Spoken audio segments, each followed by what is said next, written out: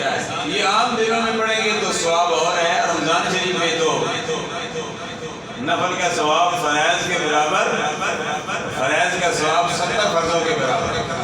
بلکہ 700 گنا تک رمضان شریف میں ہر عبادت کا ثواب بڑھا دی جاتا ہے۔ رمضان شریف میں نماز، روزہ، زکوٰۃ، حج، اعمال صالحہ جو بھی کرو، صدقہ فطر دے گے، زکوٰۃ دو گے۔ بعض حضرات رمضان شریف کہتے ہیں اللہ کا مہینہ ہے، رمضان شریف میں اپنے مالوں کو زکوٰۃ دے کر مال پاک کرتے ہیں۔ تو اس مہینے میں اگرچہ انہوں نے اپنا فرض ادا کر دیا لیکن ثواب بہت زیادہ ہے۔ صدقہ فطر بھی دے دیا جائے، ویسے بھی صدقہ فطر جب تک نہ دیا جائے زمین و آسمان کے درمیان روزہ معلق رہتا ہے، لٹکا رہتا ہے۔ جب صدقہ فطر دیا جاتا ہے تو وہ صدقہ فطر وہ روزہ رب ذوالجلال کے پاس جاتا ہے، فرماتا ہے یا اللہ تیرے بندوں نے میرا حق ادا کیا۔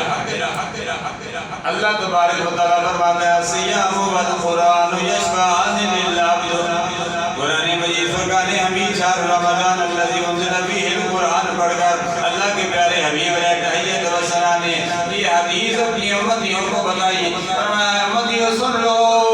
الصیام والقرآن یشفعان للعبد۔ فرمایا رمضان اور قرآن بندے کی سفارش کریں گے، رمضان رب ذوالجلال کی بارگاہ میں عرض کرے گا یا الہ العالمین اس نے